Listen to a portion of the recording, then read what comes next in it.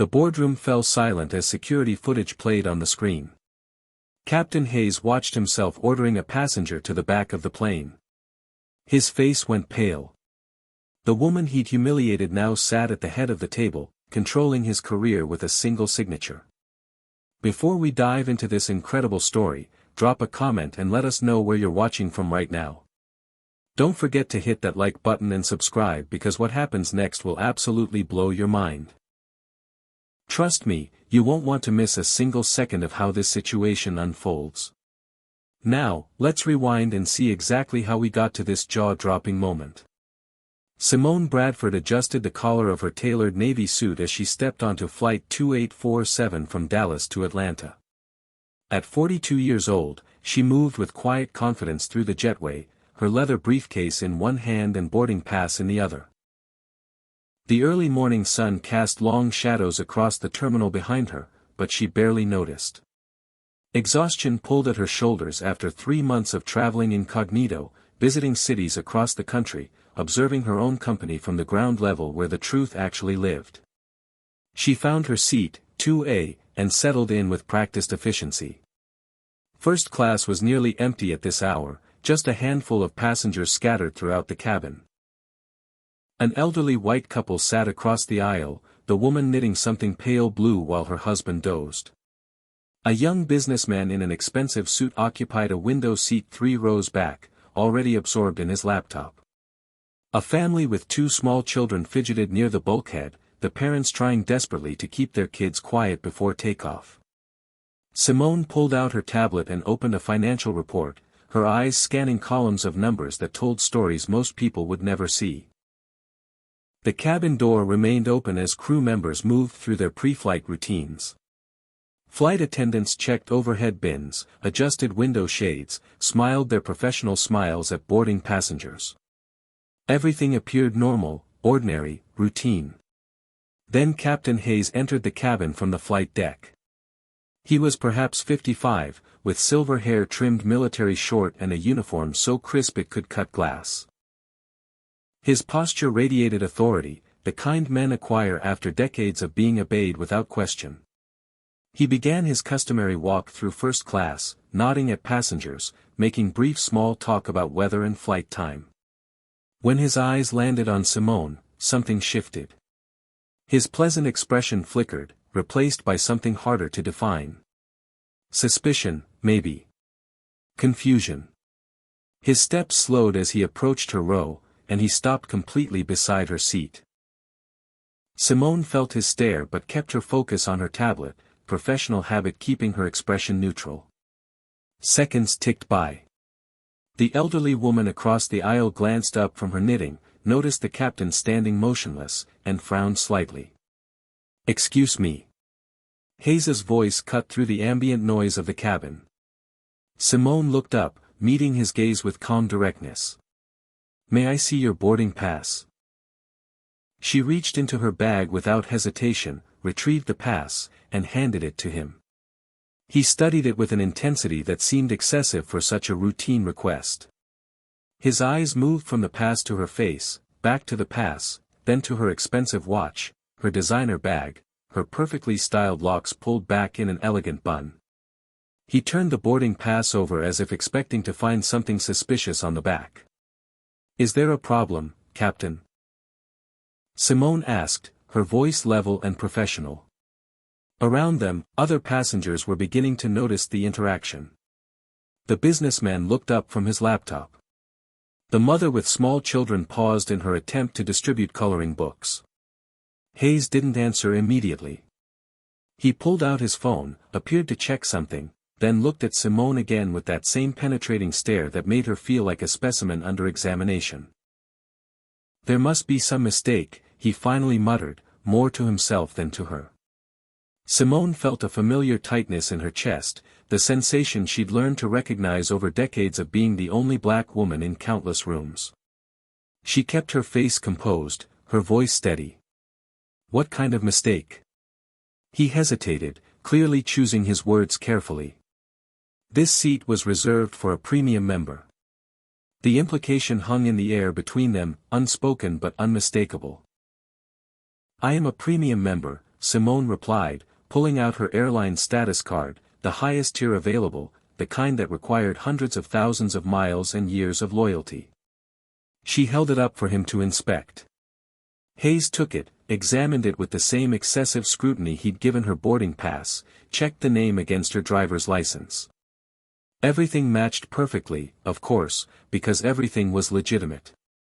His jaw tightened in what looked like frustration. He handed her documents back without apology or explanation. "Thank you," he said curtly, the words stripped of any actual gratitude. He walked away toward the flight deck, but not before exchanging a glance with the lead flight attendant who'd been watching the entire interaction. Brenda was perhaps late 30s, with blonde hair pulled into a tight bun and a smile that never quite reached her eyes. She approached immediately after Hayes disappeared into the cockpit, hovering near Simone's row with an expression of manufactured concern. "Can I get you anything before we take off?" Brenda asked, her tone suggesting the question was anything but routine. Simone declined politely, returning her attention to her tablet. But she could feel Brenda's presence lingering, could sense the flight attendant's eyes assessing her, judging her, finding her somehow lacking or suspicious or wrong. 10 minutes passed. The cabin door closed. Boarding was complete. Simone tried to focus on the financial reports in front of her, numbers that should have commanded her full attention. But a knot of tension had formed between her shoulder blades, the instinctive knowledge that this situation was far from over. Brenda returned with another flight attendant in tow, a young man named Kevin who couldn't have been more than 25. They approached Simone's seat with the synchronized movement of people executing a planned maneuver. Simone looked up from her tablet, closed it slowly, and gave them her full attention. Something in their body language told her this wasn't a routine service inquiry.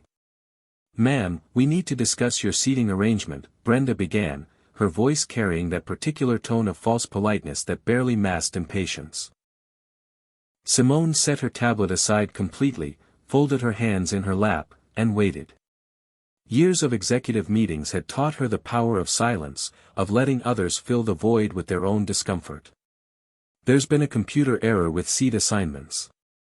We're going to need you to move to economy, seat 32B. The words landed like stones in still water, sending ripples of shock through nearby passengers. The elderly woman across the aisle stopped knitting mid-stitch. The businessman's typing ceased abruptly. Even the children sensed the shift in atmosphere and fell quiet. Simone took a slow breath, maintaining her composure despite the anger beginning to simmer beneath her calm exterior. "What about my seating?" she asked, though she already knew no legitimate answer existed. Brenda shifted her weight, glanced at Kevin for support. "As I mentioned, there's been a computer error. We need to correct it before departure." Simone leaned back slightly in her seat, her posture relaxed but her gaze sharp. "I see. And why am I the only passenger being moved?" Silence stretched between them. Kevin looked at his shoes. Brenda's professional smile strained at the edges. "The system flagged your seat for reassignment," Kevin offered weakly, as if this explanation clarified anything. Simone gestured subtly at the other first-class passengers, all of whom were white, none of whom had been approached about seating errors or system flags or mysterious computer glitches. "Did the system flag anyone else's seat?" Neither flight attendant answered. The elderly gentleman across the aisle stirred from his nap, looked around in confusion at the tense tableau. His wife leaned over and whispered something to him. His expression shifted to one of disapproval, though whether directed at the crew or at Simone remained unclear. "I paid for this seat," Simone said clearly, enunciating each word so there could be no misunderstanding. "I have valid documentation. I am not moving." Brenda's facade of politeness cracked slightly. "Ma'am, we have the right to reassign passengers for operational reasons." Kevin nodded vigorously, adding, "for safety and operational efficiency." Simone fixed them both with a level stare. "What operational reason requires moving me specifically?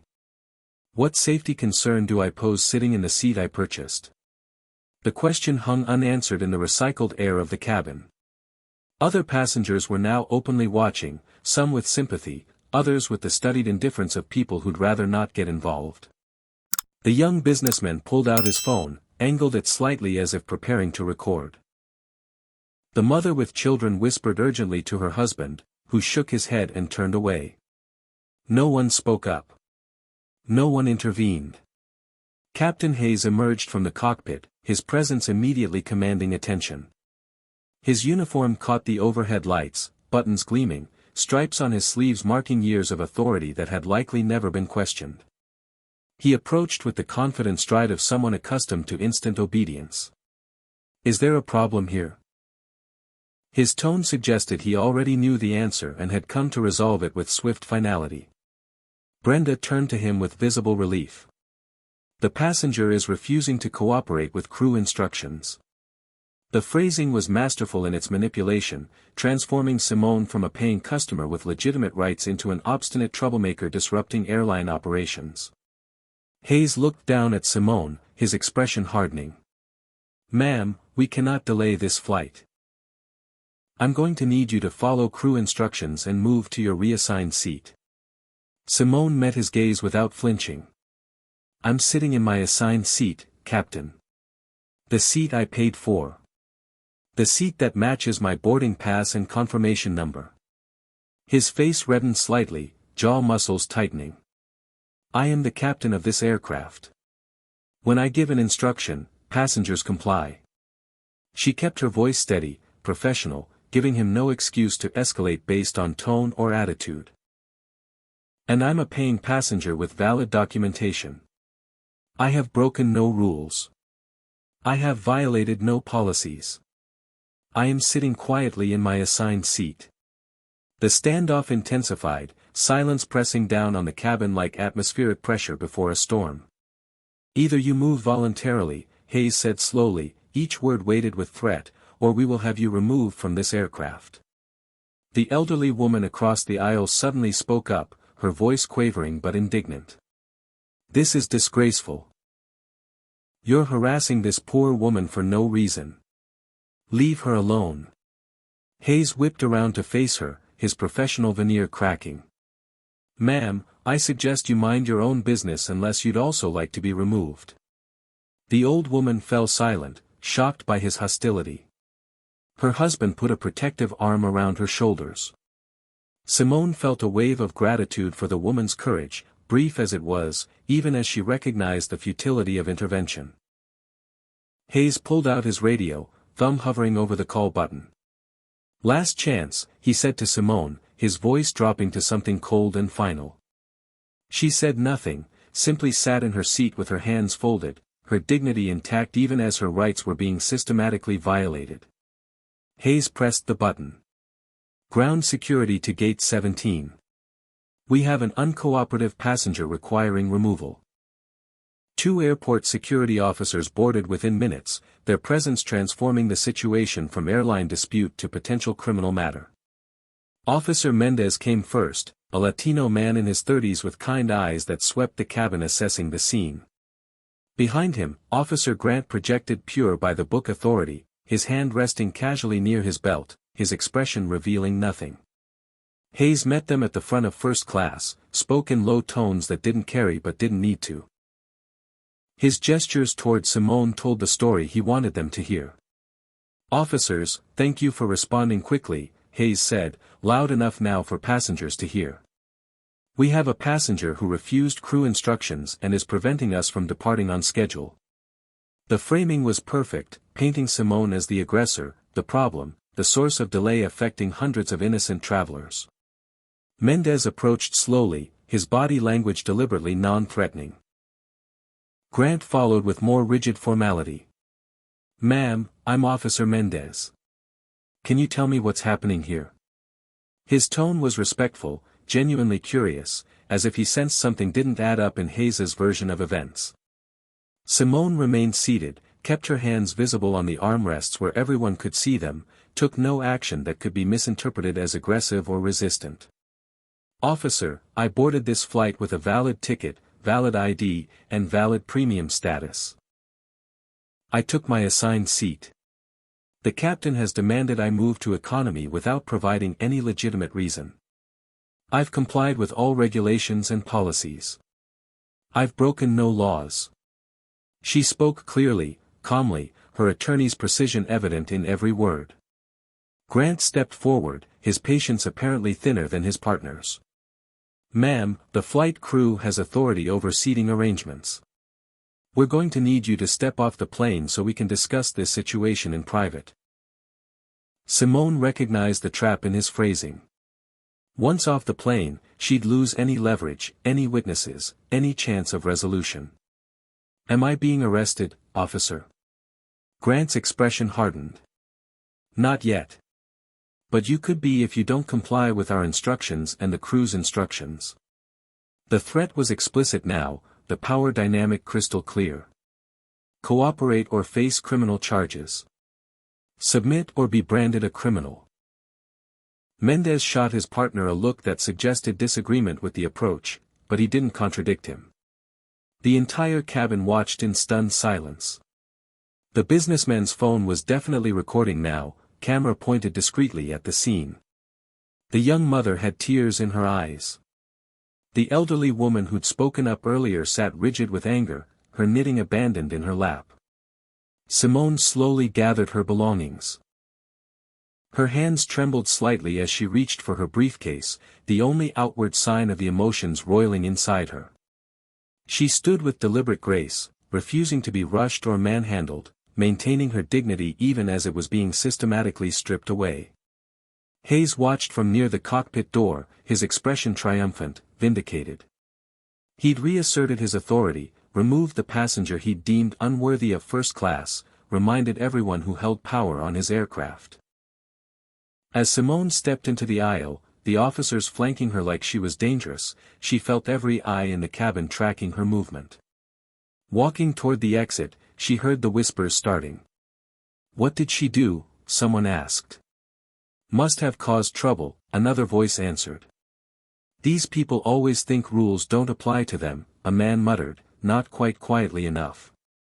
The racial undertone was unmistakable, the assumption automatic. One passenger, a middle-aged white man in a golf shirt, actually muttered a racial slur under his breath as she passed. Simone heard it clearly, felt it land like a physical blow, but kept walking. She refused to give them the satisfaction of seeing her break. The jetway felt endless, her heels clicking against the floor in rhythm with her racing heartbeat. Officers Mendez and Grant walked beside her, not touching her but close enough to make their authority clear. In the jetway, away from the cabin's audience, Mendez spoke quietly.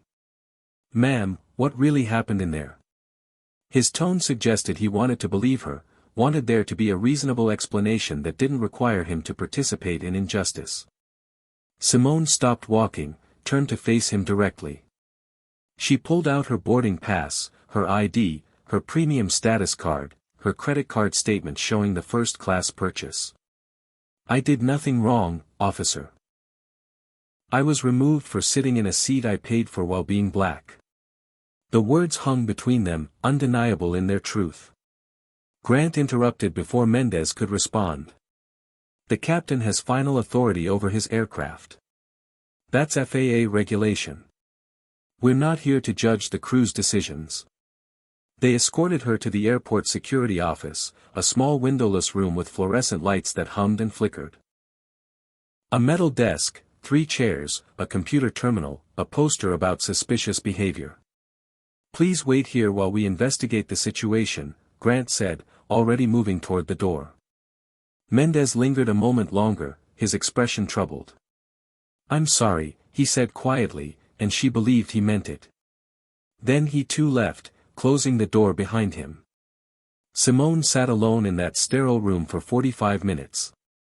Through a small window in the door, she watched airport operations continue normally. Passengers rushing to gates, dragging luggage, checking phones, living their ordinary travel day while hers had become extraordinary for all the wrong reasons. She watched the departure board on a distant monitor, saw Flight 2847 status change from boarding to departed.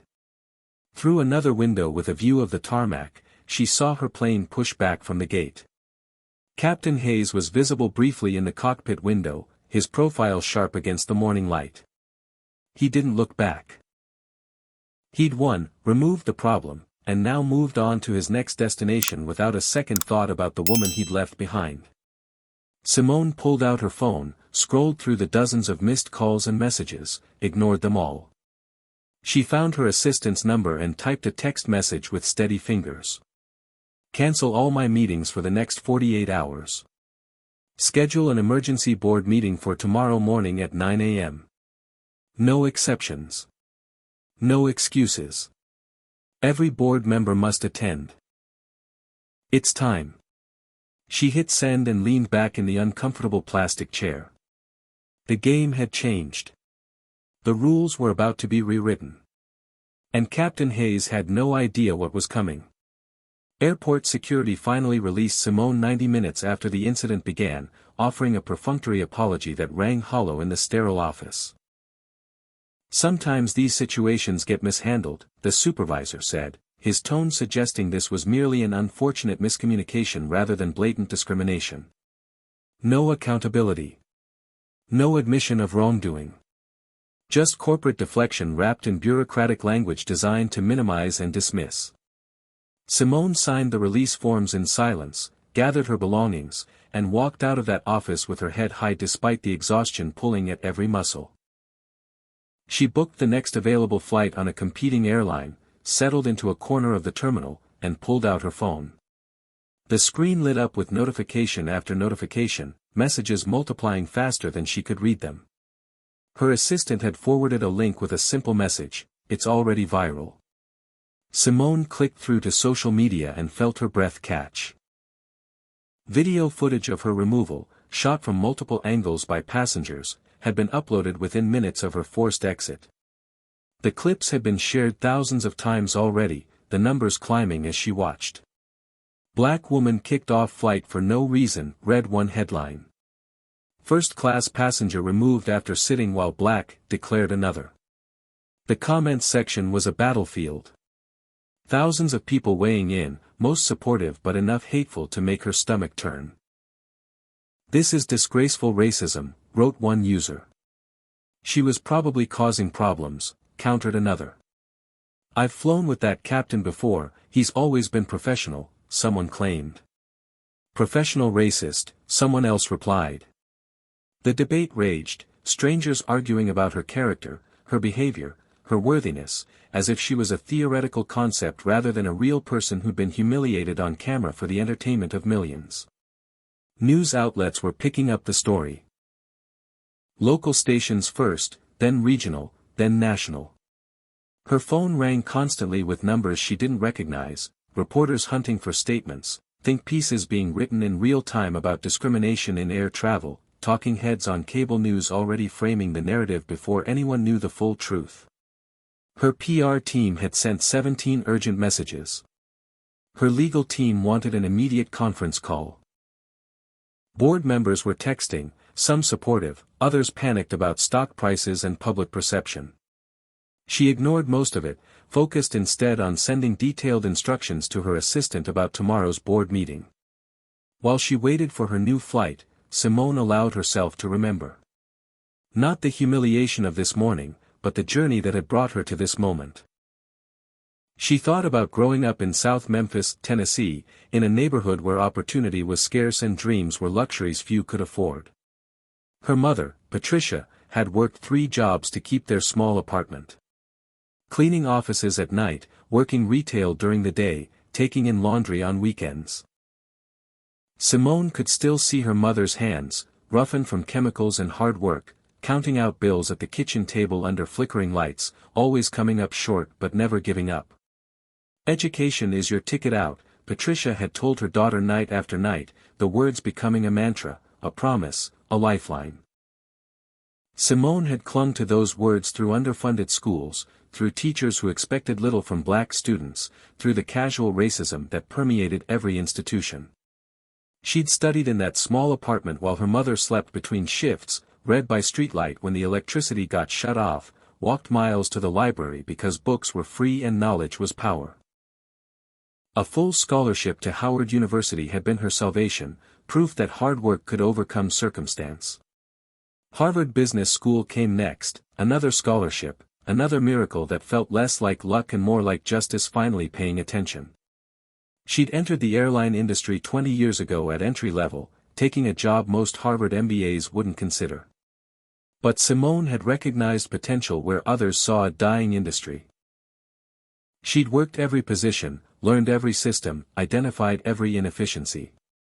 She'd been brilliant, relentless, impossible to ignore despite the many people who tried. Promotions came slowly at first, then faster as her track record became undeniable. She'd navigated corporate politics with the same strategic thinking she'd used to escape poverty, building alliances, delivering results, making herself indispensable. 5 years ago, when Skybridge Airlines teetered on the edge of bankruptcy, Simone had seen opportunity. She'd assembled an investor group, structured a leveraged buyout, and purchased the struggling carrier for a fraction of what it had once been worth. The industry had laughed, predicted failure within months, wrote think pieces about hubris and overreach. But Simone had restructured operations, renegotiated contracts, modernized the fleet, and turned Skybridge profitable within 18 months. She now owned 68% of the shares, controlled the board, served as CEO, and had proven every doubter wrong. Most employees didn't know her face, though. She deliberately kept a low profile, avoided the spotlight that followed many executives, preferred to let results speak louder than personal branding. For the past 3 months, she'd been traveling incognito, booking flights under her own name but without any special designation, experiencing her airline the way ordinary customers did. She'd discovered excellence in some areas and serious problems in others. Discrimination, poor training, arrogant culture among certain senior crew members, complaints that disappeared into HR black holes. Today was supposed to be her last anonymous flight before revealing herself and implementing sweeping reforms. Instead, it had become something else entirely. A test she'd never wanted. A spotlight she'd never sought. A reckoning that couldn't be avoided. Her alternate flight boarded without incident. The gate agent smiled warmly, checked her boarding pass, wished her a pleasant journey. The flight attendants on this competitor airline greeted every passenger equally, made eye contact, projected genuine warmth rather than performative politeness. The captain made his pre-flight announcement with humility rather than authority, thanking passengers for their business, promising a smooth flight. Simone settled into her seat and recognized the stark contrast. This was how it should be. This was what she'd been trying to build. And realizing how far her own airline had fallen made the morning's humiliation cut even deeper. The flight to Atlanta passed in a blur. She tried to work but couldn't focus, tried to sleep but couldn't stop thinking.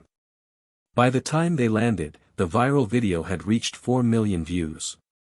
The story had spread beyond aviation circles, beyond business news, into mainstream consciousness. She was trending on multiple platforms, her face plastered across screens worldwide, her humiliation transformed into content, into clicks, into advertising revenue for platforms that profited from outrage while doing nothing to address injustice. Simone went straight from the airport to Skybridge headquarters, a gleaming tower of glass and steel on the outskirts of Atlanta. Her security badge still worked despite her absence, the magnetic stripe granting her access to executive elevators that rose swiftly to the 22nd floor. It was late evening now, the building mostly empty, but she'd summoned her inner circle and they'd come without hesitation. If anyone wondered why the CEO was calling an emergency meeting after being publicly humiliated on one of her own flights, they were smart enough not to ask. Comment number 1: if you think what happened to Simone was completely unacceptable and Captain Hayes needs to face real consequences.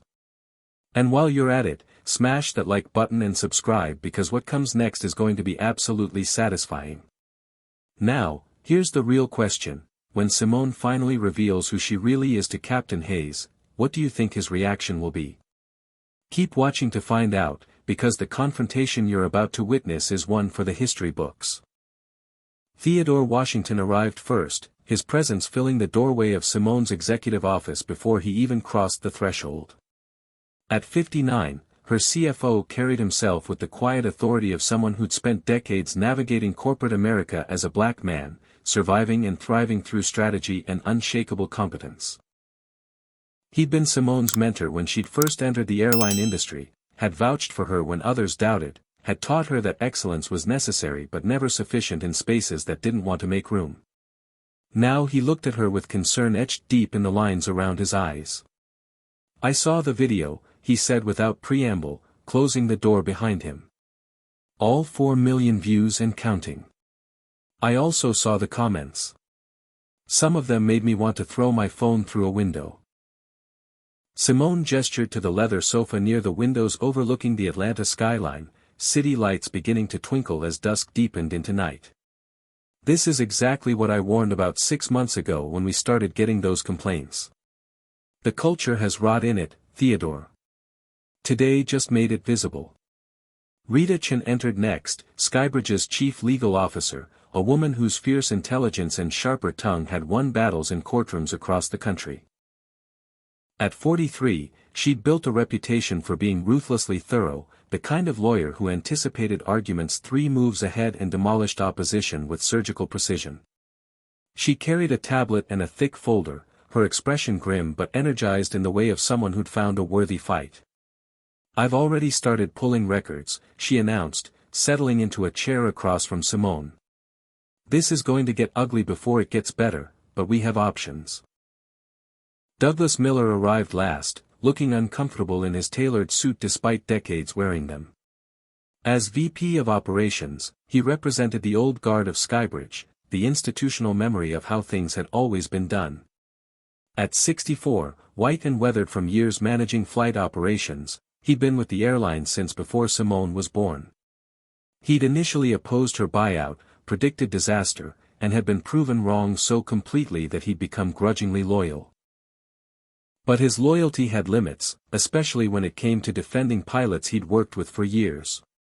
Simone waited until they were all settled, then picked up a remote and activated the large monitor mounted on her office wall. The viral video played in high definition, every detail painfully clear. Hayes's face as he questioned her presence in first class. Brenda's false politeness masking hostility. The security escort treating her like a criminal. Her own dignity maintained despite systematic humiliation. When it ended, silence filled the office like pressure before a thunderstorm. Theodore spoke first, his voice tight with controlled rage. "This is exactly what you warned about.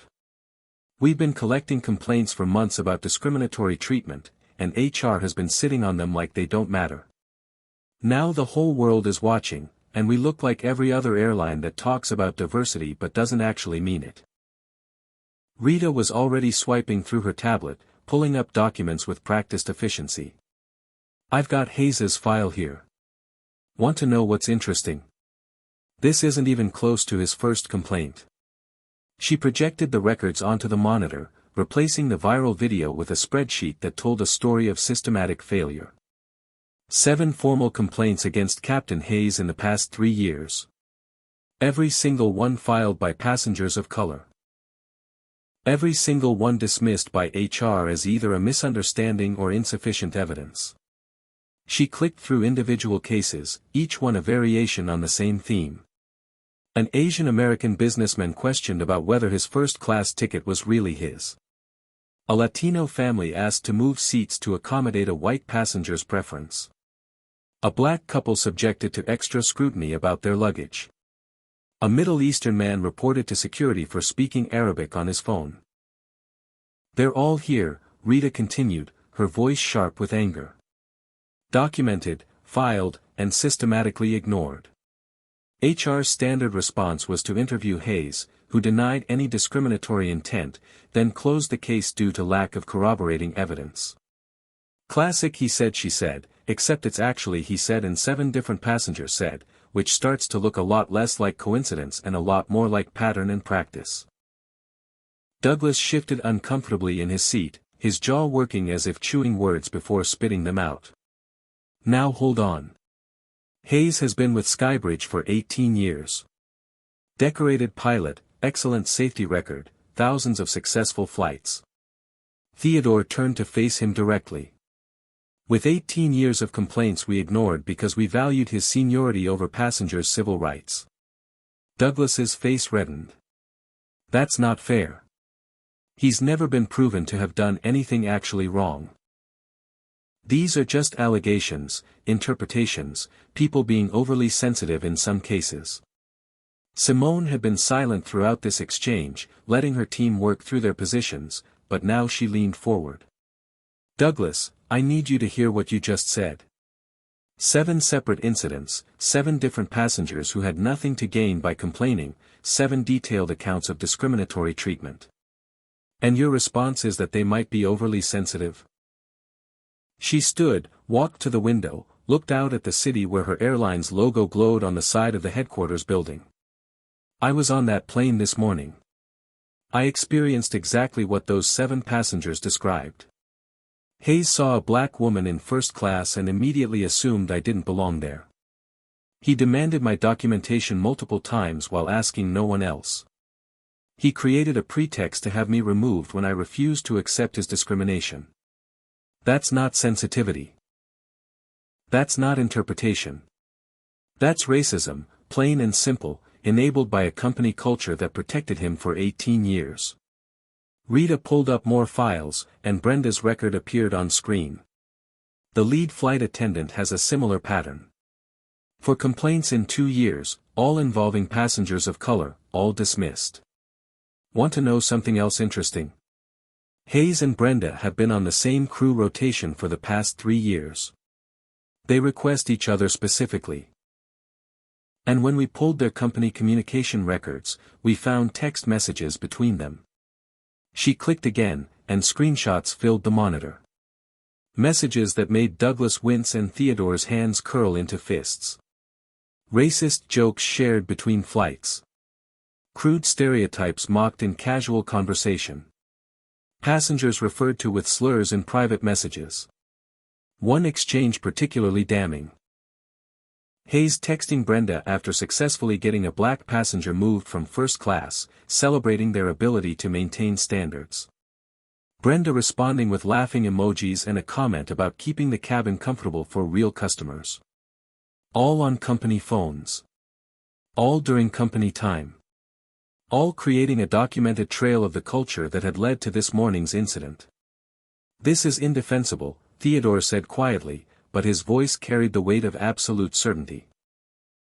Douglas looked at the messages, and something in his expression shifted. The defensive loyalty cracked, revealing discomfort underneath. I didn't know about the texts. That's beyond inappropriate. Rita seized on his concession. It's beyond inappropriate. It's illegal. It creates a hostile environment, violates civil rights, and exposes this company to massive liability. Every passenger who filed a complaint could sue. We could be looking at a class action.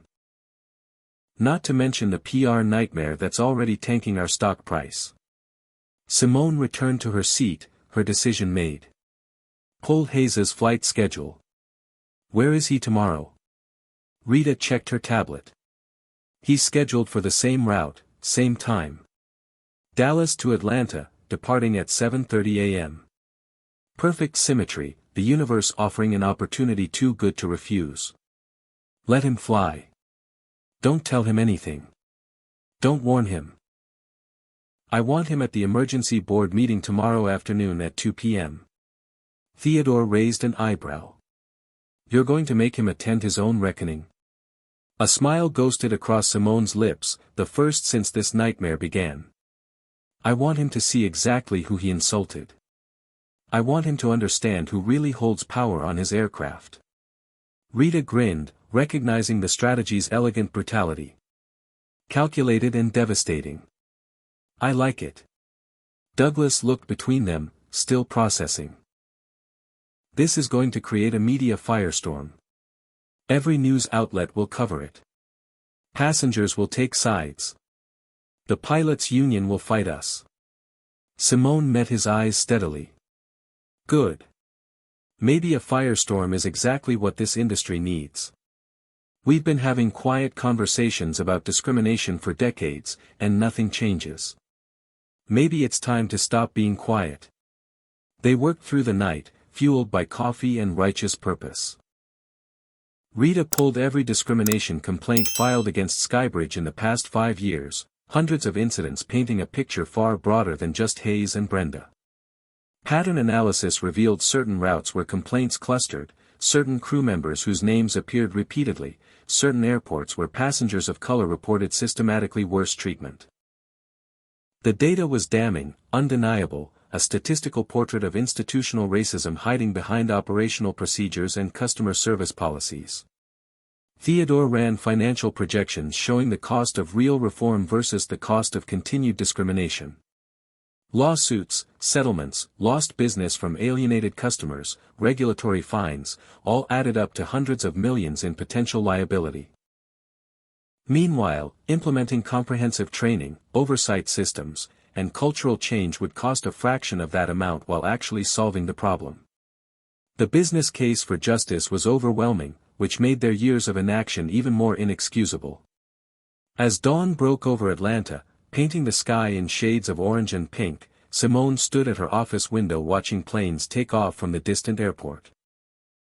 Somewhere out there, Captain Hayes was probably sleeping peacefully, unaware that his world was about to change forever. Somewhere out there, other passengers were boarding flights, hoping not to experience what she'd experienced, what so many had experienced, what would keep happening unless someone with power decided enough was enough. She pressed her palm against the cool glass and made a silent promise. This ends now. Today. No more quiet tolerance of intolerable behavior. No more protecting bigots while abandoning victims. No more choosing comfort over justice. The reckoning was coming, and she would make sure it counted. The Skybridge headquarters boardroom occupied the entire 22nd floor, a space designed to intimidate and impress in equal measure. Floor-to-ceiling windows wrapped around 3 walls, offering panoramic views of Atlanta's skyline and the distant airport where planes rose and fell like mechanical birds. The conference table was a massive slab of dark wood that could seat 20, surrounded by leather chairs that cost more than many people earned in a month. Abstract art hung on the remaining wall, expensive pieces chosen by consultants who understood that corporate power required aesthetic validation. This was where decisions affecting thousands of employees and millions of passengers got made, where quarterly earnings got analyzed, where strategies that shaped the aviation industry got debated behind closed doors. At 9 a.m., board members began arriving, their confusion evident in hushed conversations and questioning glances. Senator Patricia Greenwood came first, 74 years old and carrying herself with the authority of someone who'd spent 4 decades in politics before retiring to lucrative board positions. As one of Skybridge's largest shareholders after Simone, her support or opposition could make or break any initiative. She settled into her usual chair, accepted coffee from an assistant, and studied the agenda that revealed nothing about why they'd been summoned on such short notice. James Wu arrived next, a 42-year-old tech investor whose venture capital firm had backed Simone's buyout 5 years ago. He'd made billions betting on disruptive entrepreneurs, and Simone had been one of his best investments, turning Skybridge from bankruptcy candidate to profitable innovator. He brought his tablet and his trademark intensity, already checking stock prices that had dropped 4% since yesterday's video went viral. Reverend Marcus Coleman was the last board member to enter, a 67-year-old civil rights leader whose presence on the board represented Simone's commitment to community accountability. His church served South Memphis, the neighborhood where she'd grown up, and his moral authority carried weight that transcended business considerations. They made small talk while waiting, discussing market trends and political developments, carefully avoiding the obvious question of why they were here. The viral video hung unspoken between them, all of them having seen it, none yet willing to discuss it before Simone arrived to frame the conversation. Then the door opened again, and Captain Hayes entered. He wore his uniform, crisp and pressed, medals and stripes gleaming under the boardroom's recessed lighting. His expression radiated confidence, the bearing of someone who believed he'd been summoned for commendation rather than condemnation. "Good morning, Hayes said, nodding to the board members with easy familiarity. I appreciate you all making time for this. He'd been told by someone in operations that senior management wanted to recognize his long service, that a ceremony was being planned, that board members would be present to mark the occasion. The lie had been deliberate, designed to get him here unaware and unprepared. He took a seat in one of the guest chairs along the window, separate from the board table itself, still not sensing the trap being set. Brenda entered moments later, equally oblivious, equally confident. She'd been told the same story, that her professionalism and dedication warranted recognition, that this was a celebration of her contributions to Skybridge's first-class service standards. She smiled at Hayes, a conspiratorial expression suggesting they shared some private joke, then settled into the chair beside him. They made quiet conversation, speculating about what awards might be presented, completely missing the tension radiating from the board members who watched them with varying degrees of discomfort and barely concealed disgust. Senator Greenwood studied Hayes with the penetrating gaze of someone who'd interrogated countless witnesses during her political career. James Wu kept glancing at his tablet, monitoring social media metrics and stock prices that continued their downward slide. Reverend Coleman sat with his hands folded, his expression unreadable but his body language suggesting a man preparing for difficult ministry. The silence stretched, punctuated only by the quiet hum of climate control and the distant sound of traffic far below. Then Simone entered, and everything changed. She wore a charcoal suit that combined elegance with authority, her natural hair styled in locks that framed her face and fell past her shoulders. Diamond studs in her ears, subtle but expensive. A watch that cost more than Hayes made in 6 months. She moved with purpose, radiating the kind of power that comes not from position alone but from absolute certainty of rightness. Theodore Washington followed her, carrying folders thick with documentation. Rita Chin came next, her tablet already open and ready. Douglas Miller entered last, looking like a man attending a funeral for an old friend.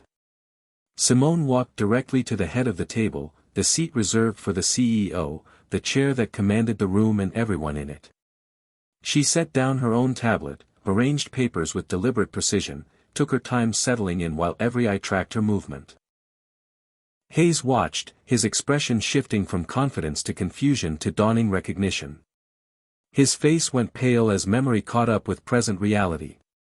The woman from yesterday's flight. The passenger he'd had removed. She was here. In the boardroom. At the head of the table. Thank you all for coming on such short notice, Simone began, her voice filling the space with calm authority. Hayes stared, his mouth opening and closing without producing sound. Brenda gasped audibly, one hand flying to her mouth. The board members leaned forward collectively, sensing the confrontation about to unfold. Theodore placed the thick folders in front of Simone. Rita positioned her tablet for optimal screen sharing. Douglas took a seat apart from everyone, Switzerland in human form. We have a crisis that demands immediate action, Simone continued, her eyes moving across the board members before landing on Hayes. His face had gone from pale to red, embarrassment or anger flooding his features. Senator Greenwood sat back, arms crossed, ready to observe. James Wu stopped checking his tablet, giving Simone his full attention. Reverend Coleman's expression remained neutral, but something in his eyes suggested he knew justice was about to be served. Hayes found his voice, though it came out strangled and uncertain. Excuse me, who are you? The question would have been funny if it wasn't so damning. Senator Greenwood answered before Simone could, her tone sharp with disapproval. Captain Hayes, you don't recognize our chief executive officer. The words hit him like a physical blow. CEO. The title hung in the air, transforming everything, recontextualizing yesterday's incident from passenger dispute to executive humiliation. Brenda made a small sound of distress. Hayes's hands gripped the arms of his chair, knuckles going white. Simone let the moment breathe, let the reality sink in, let them both fully understand what they'd done and who they'd done it to. Then she leaned forward slightly, her voice dropping to something quieter but infinitely more dangerous. Perhaps we should start with yesterday's flight 2847, Captain Hayes. Would you like to tell the board what happened, or should I? Hayes tried to speak, his mouth working around words that wouldn't form coherently. We had a passenger situation. His legendary confidence, that authority he'd wielded so easily yesterday, had evaporated completely. Sweat beaded on his forehead despite the boardroom's perfect climate control. Brenda sat frozen beside him, her face drained of color, looking like she might be sick. The board members watched with varying expressions of anticipation and judgment, an audience assembled for a reckoning years in the making. Simone nodded to Rita, who activated the large monitor mounted on the wall. The viral video began playing, crystal clear in high definition, every detail magnified on the massive screen. Hayes questioning Simone's presence in first class. His excessive scrutiny of her documentation while asking no one else. The manufactured seating error. Brenda's hostile politeness. The escalation. Hayes's threats. Security being called. Simone's dignified exit while being treated like a criminal. The entire humiliating sequence played out for the board's inspection, for minutes and 37 seconds that had been viewed over 6 million times now. When the video ended, the silence in the boardroom felt suffocating. Senator Greenwood's jaw was clenched so tight her teeth were probably grinding. James Wu was taking rapid notes on his tablet, already calculating financial and reputational damage. Reverend Coleman shook his head slowly, the gesture conveying disappointment that transcended anger. Hayes looked like he wanted to disappear through the floor. Brenda had tears streaming down her face, though whether from genuine remorse or fear of consequences remained unclear. The video currently has 6.2 million views, Rita announced, her voice crisp and professional. It's been shared across every major social media platform. News outlets from local stations to international networks have covered the story. We've received over 3,000 direct complaints from passengers. Our stock price has dropped 6%. 3 corporate sponsors have suspended their partnerships pending investigation.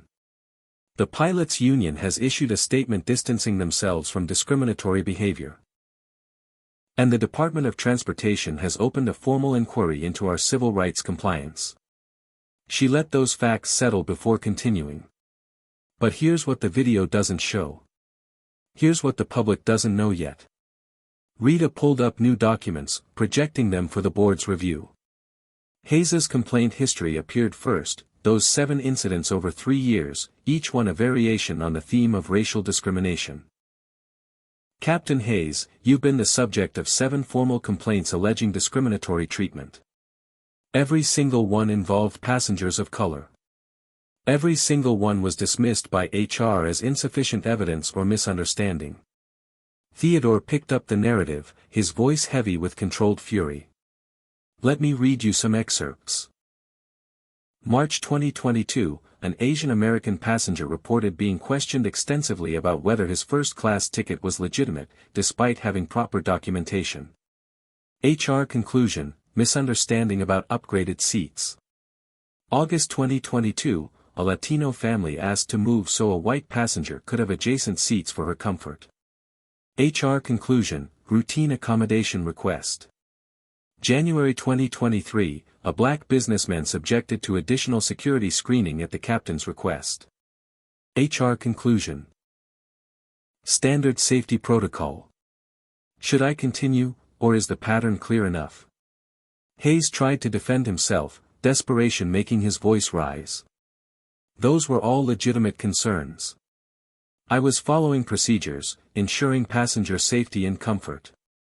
Simone's expression didn't change, but something in her eyes went colder. What procedure requires asking only passengers of color to verify their documentation? What safety protocol targets people based on race? What comfort standard assumes white passengers' preferences outweigh everyone else's civil rights? He had no answer, or none that wouldn't make things worse. Brenda attempted intervention, her voice shaking. It was a legitimate seat reassignment.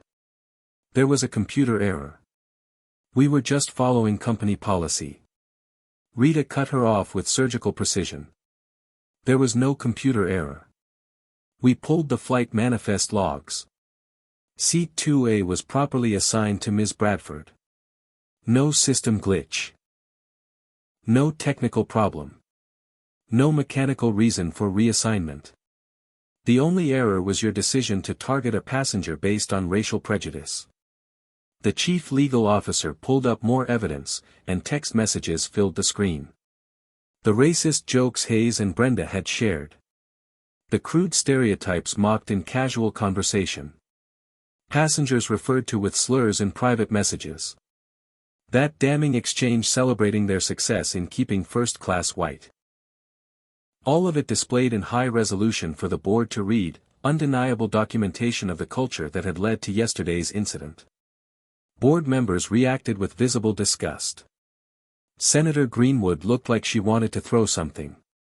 James Wu was already typing what looked like damage control strategies. Reverend Coleman simply shook his head, the weariness of someone who'd seen this story play out too many times in too many contexts. Hayes stared at the screen, watching his own words condemn him, realizing too late that nothing said in digital format ever truly disappeared. Those were private conversations, he protested weakly, grasping at any defense. Simone leaned forward, her voice sharp enough to cut. On company devices. During company time. About company passengers. Private conversations about public discrimination don't get privacy protection, Captain. Douglas Miller finally spoke, his intervention surprising everyone. Ms. Bradford, I've known Hayes for 15 years. I've flown with him. I thought I knew his character. But seeing this evidence, reading those messages, watching that video. I was wrong. I was wrong to defend him yesterday when we first discussed this. I was wrong to minimize the complaints. This is indefensible. The admission from someone who'd initially resisted accountability carried weight. Hayes looked at Douglas with betrayal, as if an ally had switched sides, not understanding that there were no sides here, only right and wrong. Rita projected additional evidence, expanding the scope beyond just Hayes and Brenda. This isn't about one captain and one flight attendant. It's about systemic failure. The screen filled with data. Hundreds of discrimination complaints over 5 years, patterns emerging across certain routes and crew members, HR consistently failing to investigate properly, training programs that didn't address implicit bias, company culture that protected seniority over civil rights. We have a fundamental problem, Theodore added, his executive experience framing the issue in stark business terms. We built systems that enable discrimination and then act surprised when discrimination occurs. We hired people, promoted them, gave them authority, and never held them accountable when they abused that authority. We created an environment where Hayes and Brenda felt comfortable sharing racist jokes because they correctly assessed that no consequences would follow. That's on us as an organization. That's on this board. That's on leadership that prioritized operational continuity over civil rights compliance. Senator Greenwood spoke for the first time since the presentation began, her political instincts recognizing a pivotal moment. Ms. Bradford, you've laid out damning evidence of systematic failure. What's your recommendation? Simone had been waiting for this question, had prepared for this moment through the long night of gathering evidence. She stood, commanding the room with physical presence and moral authority. Effective immediately, Captain Hayes and Flight Attendant Brenda Morton are terminated for cause. Discrimination, harassment, violation of company policy, and bringing the organization into disrepute. Rita slid termination papers across the table toward the 2 crew members. Official documents, legally reviewed, ready for signature. Hayes stood abruptly, his chair scraping against the floor. You can't fire me. I have union protection. I have seniority rights. I've given 18 years to this airline. His voice had risen to a shout, the last defense of someone who'd run out of arguments. Simone met his outburst with calm that felt more devastating than any raised voice could be. "Watch me," she said quietly. "Your union contract includes termination for cause provisions. Documented discrimination qualifies. Your seniority doesn't protect you from consequences of civil rights violations. Your 18 years include 18 years of complaints we should have addressed. You're done here." Brenda was handed her own termination papers, crying openly now, her career ending in disgrace rather than the recognition she'd expected. Hayes made one final desperate attempt, playing the card that people like him always played when accountability arrived. "This is reverse racism," he shouted, face red with anger and humiliation. "You're firing me because I'm white and you're black. This is discrimination." Reverend Coleman actually laughed, a bitter sound that held no humor. "There it is. The last refuge of someone who's never faced real discrimination. Being held accountable for racist behavior is not racism, Captain. It's justice." Security entered on cue, Simone having arranged for them to wait outside, knowing this moment would come. Two officers in Skybridge uniforms, professional and neutral, prepared to escort terminated employees from the building. Hayes and Brenda were led out, still protesting, still refusing to accept responsibility, still believing they were victims rather than perpetrators. The boardroom door closed behind them with quiet finality. For a long moment, no one spoke. The board members sat with the weight of what they'd witnessed, the evidence they'd reviewed, the systemic failures they'd enabled through inaction. Senator Greenwood broke the silence. "Now what? The whole world is watching. Firing 2 employees doesn't solve the fundamental problem." Simone sat back down, pulled out a thick document she'd prepared overnight, and began outlining the comprehensive reform package that would transform Skybridge from enabler of discrimination to leader in civil rights compliance. The real work was just beginning. James Wu leaned forward, his tech investor instincts immediately focused on damage control and market response. "Ms. Bradford, we need to move fast on public messaging. Every hour we delay allows the narrative to solidify without our input. Social media is already calling for boycotts. Our competitors are positioning themselves as more inclusive alternatives." Simone nodded, expecting this concern. "We're not doing damage control. We're doing real change, and we're doing it publicly." She activated her tablet, and a comprehensive reform proposal appeared on the boardroom monitor. Months of thinking, weeks of drafting, one night of final refinement, all condensed into a document that would either transform the company or destroy it. Here's what happened starting today. Point 1, Skybridge issues a public apology. Not a PR statement drafted by lawyers to minimize liability. A real acknowledgement of failure from me personally, taking full responsibility for the culture we allowed, the complaints we ignored, the passengers we failed. Senator Greenwood nodded approvingly. Accountability matters. People can smell corporate deflection from miles away. If you're going to apologize, make it genuine. Simone continued, clicking through slides that detailed each reform initiative. Point 2. Independent third-party audit of every discrimination complaint filed in the past decade. No internal investigation that people won't trust.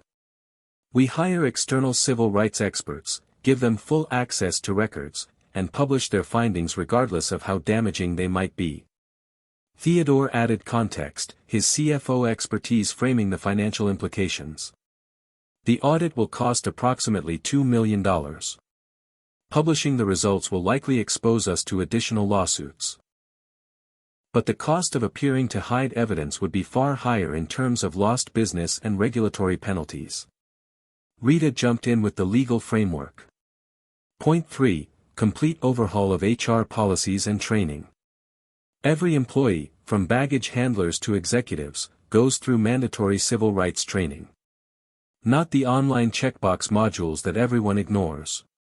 Real workshops, facilitated by experts, with assessment and accountability. James Wu was running calculations on his tablet. That's expensive. Company-wide training for 15,000 employees, taking them off operational duties, paying facilitators. You're looking at $8 to $10 million minimum. Simone met his eyes steadily. What's the cost of continuing to discriminate?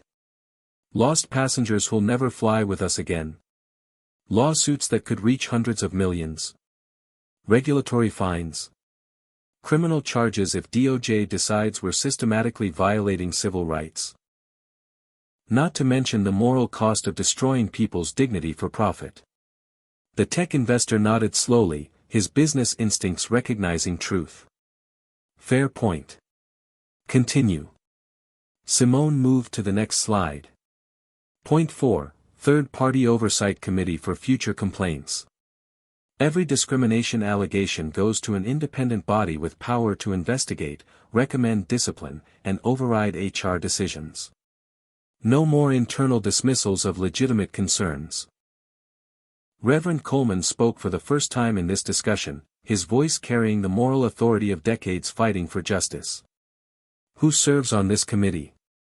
If it's all corporate representatives, it won't have credibility with the communities you've harmed. Agreed, Simone replied.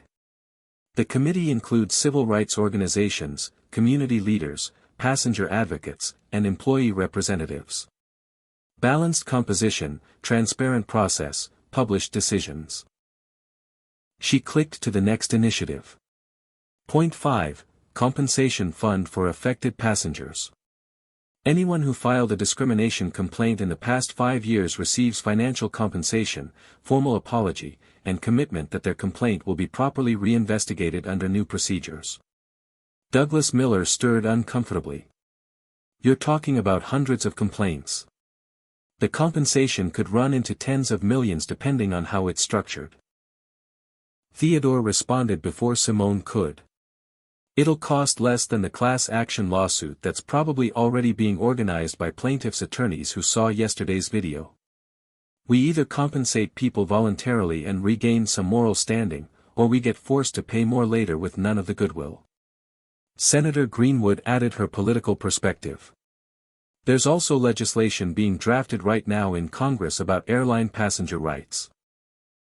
If this becomes a national scandal, we'll end up with federal regulations far more expensive than voluntary reform. Better to lead than be dragged. Simone appreciated the support, moved to the next slide. Point 6, Partnership with civil rights organizations for ongoing consultation. We don't get to decide when we've done enough. We commit to long-term relationships with groups that represent the communities we've harmed, and we listen when they tell us we're falling short. James Wu nodded thoughtfully. That's smart from a brand perspective too. Having credible validators who can speak to real change rather than just PR spin. Rita presented the next initiative. Point 7, Diversity requirements for leadership positions. Not quotas, but genuine commitment to building a leadership team that reflects our passenger base. We can't serve diverse customers well if everyone making decisions looks the same and shares the same blind spots. Douglas surprised everyone by supporting this point. I've been in leadership here for 20 years, and I just watched 18 years of discrimination happen on my watch because I didn't see it, didn't look for it, didn't believe it when people reported it. Maybe if we'd had more diverse perspectives in the room, someone would have pushed back sooner. The admission cost him something, visible in his expression, but his willingness to learn carried weight. Simone clicked to the final major initiative. Point 8, Anonymous reporting system for employees to flag discrimination, with protection against retaliation. Our crew members see problems we don't. They know which colleagues make racist jokes, which passengers get treated differently, which procedures get selectively enforced. We need to make it safe for them to report without fear of being labeled troublemakers or facing career consequences. She closed the presentation and looked around the table at board members who would need to vote on these reforms. This package will cost approximately $35 million in the first year, with ongoing annual costs of around $15 million for sustained training, oversight, and compensation. It will require significant operational changes. It will be uncomfortable. Some people will resign rather than adapt. We'll face pushback from those who think we're overreacting or being too politically correct. And it's absolutely necessary. Theodore provided the financial context. For comparison, our projected profit this year is $800 million. We're talking about spending 4% of profit to fix fundamental problems. Meanwhile, if we do nothing, we're looking at potential losses in the hundreds of millions from lawsuits, lost business, and regulatory action. The business case is overwhelming even before we consider the moral imperative. Senator Greenwood asked the key question. What's the timeline for implementation? Simone had prepared for this. Some pieces start immediately. The terminations happen today. The public apology and announcement of reforms happens this afternoon. I've already scheduled a press conference for 3 p.m. James Wu looked alarmed. That's 4 hours from now. Shouldn't we workshop the messaging? Get PR teams involved. Control the narrative more carefully. Simone shook her head. I'm not workshopping authenticity. I'm going to tell the truth, outline these reforms, commit to specific timelines, and accept full accountability. If that hurts the stock price short term, so be it. We're playing the long game here. Reverend Coleman smiled, the first genuine warmth he'd shown all morning. The young woman from South Memphis is still in there. Your mama would be proud. The reference to her background, to the values that had driven her long before she had wealth or power, reminded everyone why this mattered beyond business metrics. Senator Greenwood called for a vote. All in favor of the comprehensive reform package as presented? Hands rose around the table. Unanimous approval, though Douglas abstained rather than opposing, his conflict visible but his obstruction absent. The reforms were official now, board approved, ready for implementation. Simone took a moment to step away from the table, pulled out her phone, and called her mother in Memphis. Patricia Bradford answered on the second ring, her voice warm despite the early hour. Baby, I saw the video. I saw what they did to you. Are you okay? Tears pricked Simone's eyes, the first real emotion she'd allowed herself since yesterday's humiliation. I'm okay, Mama. More than okay. We just voted to change everything. To make sure what happened to me doesn't happen to anyone else. Her mother's voice cracked with emotion. I'm so proud of you. But baby, this world is cruel to women like us who don't stay quiet. You're about to make yourself a target. Simone looked out the boardroom windows at planes taking off and landing, people traveling, going about their lives, most of them never experiencing discrimination, many of them not believing it happened until video evidence made denial impossible. That's exactly why I can't stay quiet, Mama. Someone has to stand up. Might as well be someone who has the power to actually change things. They talked for a few more minutes, Patricia offering support and warnings in equal measure, Simone drawing strength from her mother's voice the way she always had. After hanging up, Theodore checked in privately, pulling her aside while other board members made calls and sent emails. You don't have to carry this alone. You know that, right? She nodded, but they both knew that wasn't entirely true. I built this company. I'm responsible for the culture it developed. I ignored warning signs because I was focused on profitability and growth. Those 7 complaints about Hayes. I never saw them. They got buried in HR reports I didn't read carefully enough. That's on me. Theodore put a hand on her shoulder, the gesture of a mentor who'd become a friend. You're fixing it now. That's what matters. You're doing what most CEOs wouldn't have the courage to do, admitting failure and committing to real change. She took a deep breath, steeling herself for the press conference ahead. Let's hope it's enough. Let's hope we can actually transform this company into something worth being proud of. The next few hours passed in preparation. Rita briefed her on legal considerations, which questions to expect, how to frame responses to minimize liability while maintaining authenticity. The PR team tried desperately to script her remarks, but Simone refused, insisting on speaking from the heart rather than from talking points. Security teams coordinated protocols for the press conference, anticipating protesters and supporters in equal measure. At 2:45 p.m., Simone stood backstage in the headquarters media room, listening to the crowd of journalists assembling, taking slow deep breaths, preparing to step into a spotlight she'd never sought but could no longer avoid. The press conference room was packed beyond capacity, cameras from every major network positioned in tight rows, reporters standing along the walls when chairs ran out, the energy crackling with anticipation of conflict and revelation. Simone walked to the podium at precisely 3 p.m., declining the PR team's offer of introduction, choosing instead to simply appear and command attention through presence alone. The room fell silent as she adjusted the microphone and looked out at the sea of faces, some sympathetic, some skeptical, all hungry for her story. My name is Simone Bradford. I'm the Chief Executive Officer of Skybridge Airlines. Yesterday morning, I boarded Flight 2847 from Dallas to Atlanta. I was removed from that flight because the captain decided I didn't belong in first class. He made that decision based on the color of my skin. What he didn't know was that I own 68% of the airline he flies for. She paused, let the irony settle, watched reporters scribbling notes and typing frantically. But here's what matters more than that irony: I shouldn't have needed to be the CEO for what happened to be wrong. A passenger doesn't need to own the airline to deserve dignity and respect. Simone didn't sugarcoat the humiliation, the anger, the betrayal she'd felt sitting in that security office watching her own plane depart without her.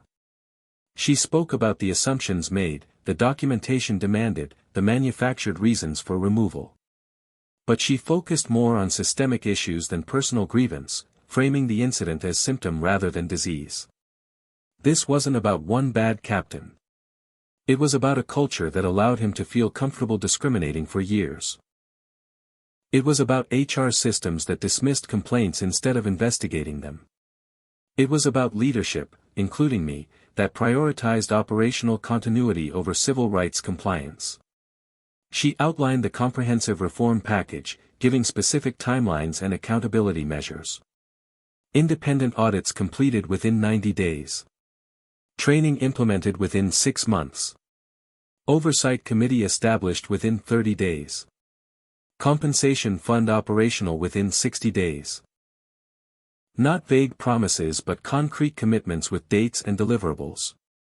We're not asking anyone to trust us based on words. We're creating systems that make accountability inevitable whether people trust us or not.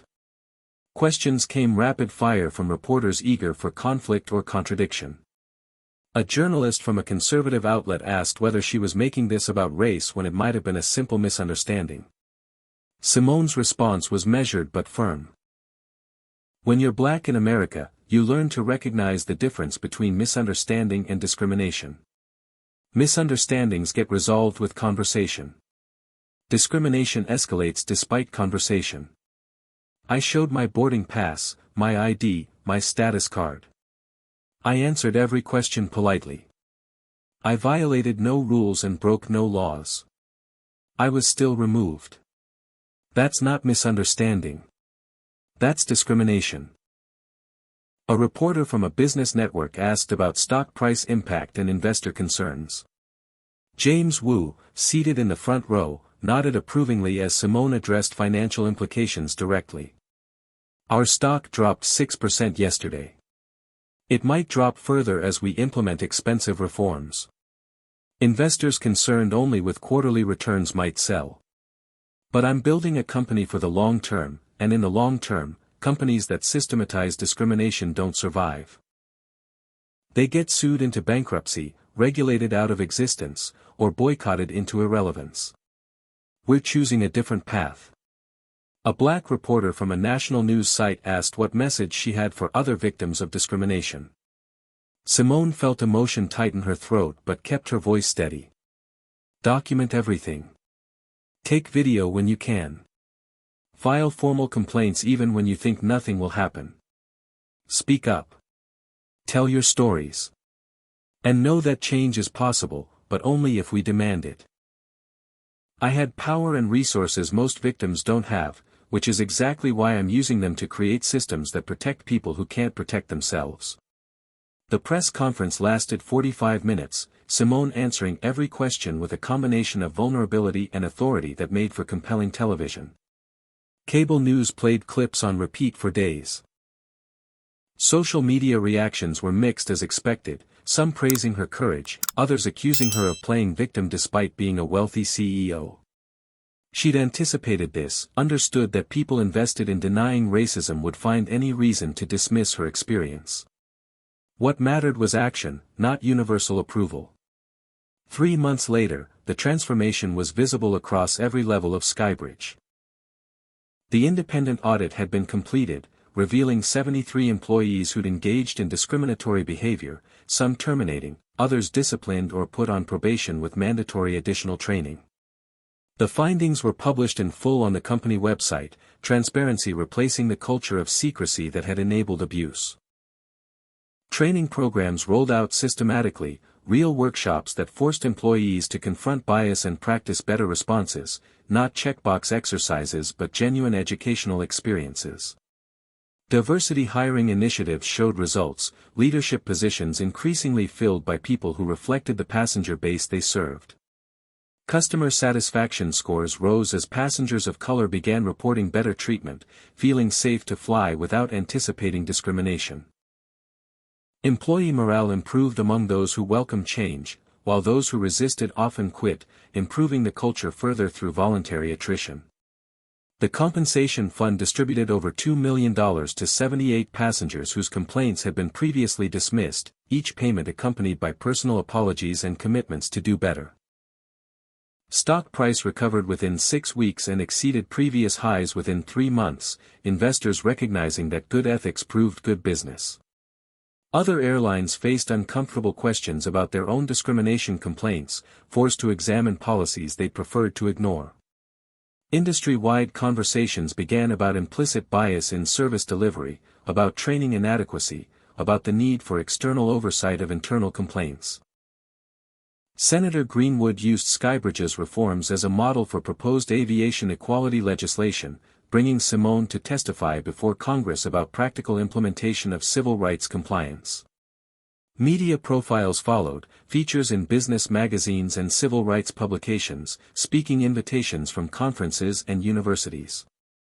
Simone accepted some and declined others, wary of becoming a celebrity rather than a change agent. What mattered most weren't the accolades but the letters. Hundreds arrived at headquarters, emails and handwritten notes from passengers sharing their own stories. Black families thanking her for making them feel safe to fly. Latino travelers grateful they could board without anxiety. Asian American business people who no longer dreaded confrontations over whether they belonged in premium cabins. Employees of color sent messages describing cultural shift, how they could finally report problems without fear of retaliation, how training had changed colleagues' behavior, how leadership diversity made them feel valued rather than tolerated. Even some white passengers wrote, acknowledging they'd never noticed discrimination before, thanking her for opening their eyes, committing to be better allies. Each letter reminded her why the discomfort and conflict had been worthwhile, why accountability mattered more than comfort, why justice couldn't wait for convenient timing. 6 months after the incident that changed everything, Simone boarded a Skybridge flight for the first time since her removal. Same route, Dallas to Atlanta, early morning departure. But this time, the captain was a black woman.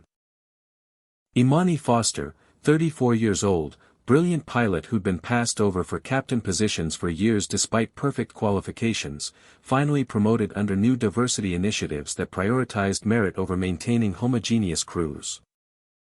The flight attendants included Carlos Rivera, a Latino man whose warm professionalism set the tone for cabin service, and Jennifer Kim, an Asian American woman who'd reported discrimination she witnessed and been protected rather than punished under new reporting systems.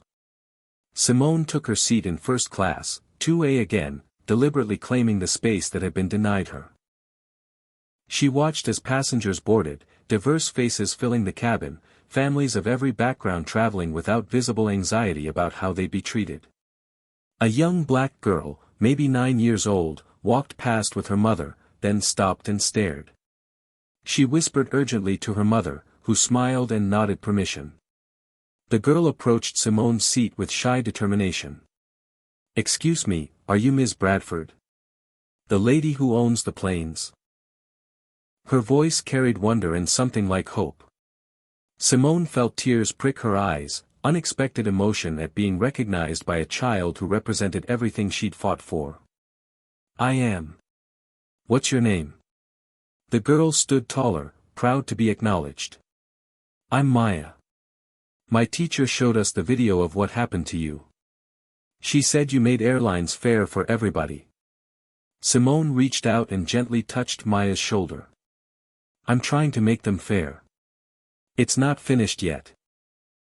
There's still a lot of work to do."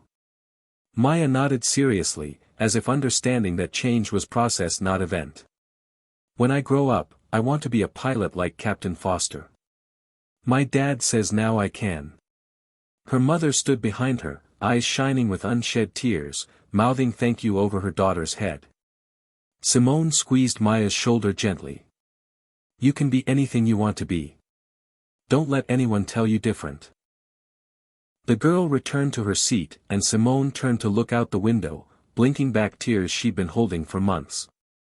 The plane pushed back from the gate smoothly, Captain Foster's voice coming over the intercom with calm authority, welcoming passengers and promising a smooth flight.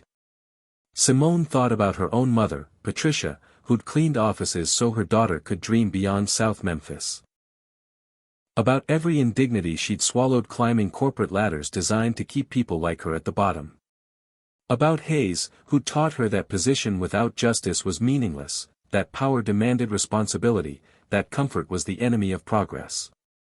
She pulled out her tablet, opened a file labeled Phase 2, Industry Coalition. The work continued. Other airlines needed reform. Federal regulations needed strengthening. Training standards needed elevation. Accountability systems needed replication. She'd been invited to lead an industry-wide initiative, bringing together executives, civil rights organizations, and government regulators to create comprehensive standards. The fight wasn't over. It would probably never be fully over. But for now, in this moment, on this flight, everyone was treated with dignity. And that was a start. As the plane lifted off, rising above Atlanta into clear blue sky, Simone allowed herself a moment of satisfaction. Not pride exactly, because pride felt premature when so much remained broken. But satisfaction that she'd used her position and pain to create something better. That Maya and millions of children like her would grow up in a world slightly more just than the one Simone had inherited. That when given a choice between comfortable silence and uncomfortable truth, she'd chosen truth and survived to tell the story. The clouds outside her window seemed to glow in the morning light, and Simone Bradford, CEO and change agent, allowed herself to believe that maybe, just maybe, progress was possible when people with power decided to give a damn. So what do you think about Simone's incredible journey from humiliation to transformation? Drop a comment below and let me know if you believe this kind of systemic change is really possible, or if companies only reform when they get caught. And here's what I really want to know: have you or someone you know ever experienced discrimination while traveling? Share your story in the comments because these conversations matter. If this story moved you, hit that like button right now and subscribe to the channel so you never miss stories about people fighting for justice and dignity. Share this video with someone who needs to hear it, someone who's fighting their own battles, someone who needs to know that speaking up can actually make a difference.